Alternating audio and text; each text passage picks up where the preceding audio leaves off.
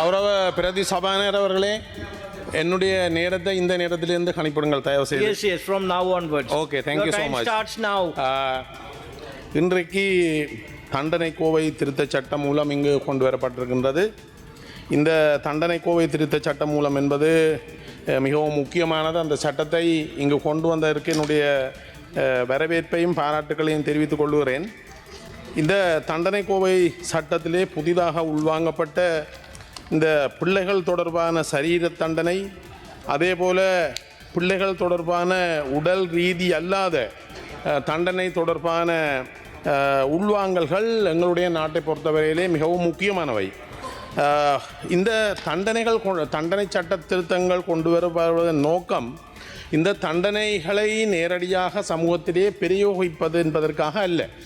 ஒரு ஆரோக்கியமான சமுதாயத்தை முன்னோக்கி கொண்டு செல்வதற்கான வழிகாட்டுதல்களை வழங்குவதற்காக இந்த தண்டனை கோவை இந்த இவ்வாறான சட்டங்கள் இங்கு கொண்டு வரப்படுகிறது. அந்த வகையிலே எங்களுடைய சமூகத்தை ஆரோக்கியமாக கொண்டு செல்வதற்கான முழு பொறுப்பும் இந்த பாராளுமன்றத்துக்கு இருக்கின்றது.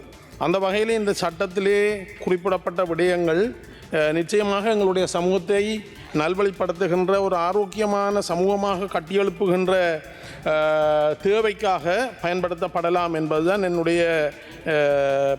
என்னுடைய நிலைப்பாடாக இருக்கின்றது. இருந்தாலும் இந்த சட்டம் மூலம் இன்று கலந்துரையாடப்படுகின்ற போது ஒரு சில விடயங்களை நான் இங்கு சுட்டிக்காட்ட விரும்புகிறேன். இங்கு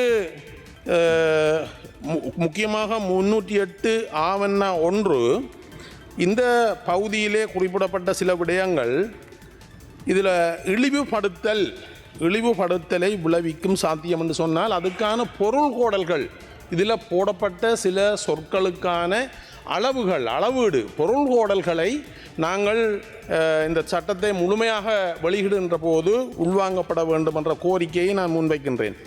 அதே போல் இந்த சட்டத்திலே தமிழ் மொழிக்கும் ஆங்கில மொழிக்கும் இடையில் சில வித்தியாசங்கள் இருக்கின்றது. அதையும் இந்த சந்தர்ப்பத்திலே நான் உங்களுக்கு குறித்து காட்ட விரும்புகிறேன். உதாரணமாக இந்த சட்டத்தினுடைய திருத்தத்தின் 316 ஆனா அதிலே சொல்லப்படுகின்றது தண்டனையாக 314 ஆனாவிலே தண்டனையாக சொல்லப்படுகின்றது 2 ஆண்டுகள் வரை நீடிக்கக்கூடிய காலப்பகுதி ஒன்றுக்கான இருவகையிலான அந்த சொல்லப்பட்டு இடையில் இந்த சிறை தண்டனைக்கு மேலதிகமாக 5 லட்சம் ரூபாய் வரை நீடிக்கக்கூடிய குற்றப்பணத்தினால் என்று சொல்லப்படுகின்றது. ஆனால் ஆங்கில மொழியில் பார்த்தீங்கள் என்று சொன்னால் இங்கு 5 லட்சம் என்று சொல்லப்படுகின்றது. 314A it chase 5000 rupees. தமிழிலே 5 லட்சம் என்று சொல்லப்படுகின்றது, இங்கே 5000 rupees என்று சொல்லப்படுகின்றது. அதை உங்களுடைய கவனத்துக்கு கொண்டு வருகிறேன். ஆகவே இந்த தண்டனை கோவை சட்டத்தினுடைய திருத்தம் எங்களுடைய சமூகத்தை முன்னோக்கி கொண்டு செல்வதற்கு தேவையானது என்ற விடயத்தை கூறிக்கொண்டு எங்களுடைய பிரதேசத்திலே இருக்கிற ஒரு சில முக்கியமான பிரச்சனைகள் சம்பந்தமாக இந்த சந்தர்ப்பத்திலே பேசலாம்னு நினைக்கின்றேன். இப்போது இந்த வருட பாதுகாட்டிலே எங்களுடைய பிரதேசங்களிலே குறிப்பாக உள்ளூராட்சி மன்றங்களுடைய பாதைகளை திருத்துவதற்கான நிதி ஒதுக்கப்பட்டிருக்கிறது. பாரிய பொருளாதார நெருக்கடிக்கு கீழே இருந்த இந்த அரசாங்கம் இப்போது மூச்சு விடுகின்ற அளவிலே வந்து இந்த எங்களுடைய மக்களுடைய அடிப்படை தேவைகளை நிறைவேற்றுகின்றதற்கான சில நிதி ஒதுக்கீடுகளை செய்திருக்கிறார்கள். அதற்கு என்னுடைய நன்றிகளையும் பாராட்டுகளையும் நான் இந்த அரசாங்கத்துக்கு தெரிவித்துக் கொள்கிறேன். இருந்தாலும் இந்த உள்ளூராட்சி மன்றங்களுடைய வீதிகள் தொடர்பாக அவர்களுடைய கட்டுப்பாட்டில் இருக்கின்ற சட்ட ரீதியாக இருக்கின்ற வீதிகளுக்குரிய நிதி ஒதுக்கீடு அந்த உள்ளூராட்சி மன்றங்களுக்கு ஒதுக்கப்படாமல் அரசாங்க அதிபரின் ஊடாக அந்த நிதி ஒதுக்கீடு செய்யப்பட்டிருக்கிறது. அந்த ஒதுக்கப்பட்ட நிதிக்கான வீதிகளினுடைய தெரிவு சம்பந்தப்பட்ட உள்ளூராட்சி மன்றங்களுக்கு தெரியாமல், இப்போது உங்களுக்கு தெரியும் உள்ளூராட்சி மன்றங்கள் இப்போது மக்கள் பிரதிநிதிகளால் கையாளப்படுகின்ற உள்ளூராட்சி மன்றங்கள்லாம் இந்த நாட்டில் இருக்கின்றது. அப்படியொரு மக்களால் பிரதிநிதிகளால் தெரிவு செய்யப்பட்டு இயங்குகின்ற உள்ளூராட்சி மன்றங்களுடைய எந்த ஒரு கருத்தையும் பெற்றுக்கொள்ளாமல் அந்த உள்ளூராட்சி மன்றங்களின் ரோட்டுகளை திருத்துவதற்கான பட்டியல் வேறு எங்கேயோ தயாரிக்கப்பட்டு அந்த உள்ளூராட்சி மன்றங்களுக்கு அனுப்பப்பட்டிருக்கிறது. அந்த உள்ளூராட்சி மன்றங்கள பட்டியலில் இருக்கின்ற ஆராய்ந்து பார்க்கும்போது சில உள்ளூராட்சி மன்றங்களிலே உதாரணத்துக்கு செட்டிகுளம் பிரதேச சபையை பொறுத்தவரையிலே ஒரு உள்ளூராட்சி ஒரு வட்டாரத்துக்கு 18 ரோட்டுகள் ஒதுக்கப்பட்டு வேறு சில மிகவும் மோசமான வட்டாரங்களுக்கு எந்த விதமான ஒரு ரோட் கூட ஒதுக்கப்படாத சூழ்நிலை காணப்படுகிறது. ஆகவே இந்த உள்ளூராட்சி மன்றங்களுக்கு ஒதுக்கப்பட்ட வீதி திருத்தங்களுக்கான ஒதுக்கப்பட்ட அந்த நிதியை உள்ளூராட்சி மன்றங்கள் அவர்கள் ஒரு கான்ட்ராக்டர் மாதிரி இல்லாமல் அரசாங்க அதிபருக்கு பணம் அனுப்பப்பட்டு யாரோ அந்த உள்ளூராட்சி மன்றத்தினுடைய ரோட்டுகளை தெரிவு செய்து அதை பூரணப்படுத்துகின்ற அல்லது ரிப்பேரை செய்கின்ற கான்ட்ராக்டர்ஸாகத்தான் இப்போது இந்த உள்ளூராட்சி மன்றங்கள் இருக்கின்றது. இது ஒரு பாரதூரமான விஷயம். இந்த நிதி ஒதுக்கீட்டுடன் சம்பந்தப்பட்ட அமைச்சர் இதில் கூடிய கரிசனை எடுத்து இந்த பிரச்சனையை வழிமுறையை கையாள வேண்டும். நன்றி.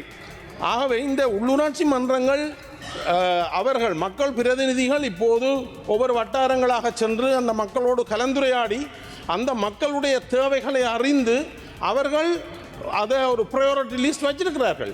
அப்படியான சூழ்நிலையில் அந்த உள்ளூராட்சி மன்றங்களோடு சம்பந்தம் இல்லாதவர்கள் இந்த ரோட்டுகளை தெரிவு செய்வதன் ஊடாக உண்மையான இந்த நிதி ஒதுக்கீடு அதிக தேவை இருக்கின்ற மக்களுக்கு போய் சென்றடைவதை தடுக்கின்ற செயற்பாட்டை செய்ய வேண்டாம் என்று சம்பந்தப்பட்ட அமைச்சரிடம் நான் என்னுடைய வினயமான கோரிக்கையை நான் முன்வைக்கிறேன். ஆகவே இப்போது தயாரித்து அனுப்பப்பட்ட அந்த உள்ளூராட்சி மன்ற வீதிகளுடைய பட்டியலை அரசாங்க அதிபரும் உள்ளூராட்சி மன்ற நிர்வாகிகளும் கலந்துரையாடி ஒரு இணக்கமான தீர்வுக்கு வந்து அரசாங்கத்தாலே ஒதுக்கப்பட்ட அந்த நிதி மக்களுக்கு பிரயோசமானதாக மாறுவதற்குரிய ஏற்பாட்டை இந்த அரசாங்கம் செய்ய வேண்டும் என்று நான் மிகவும் தாழ்மையாக கேட்டுக்கொள்கிறேன்.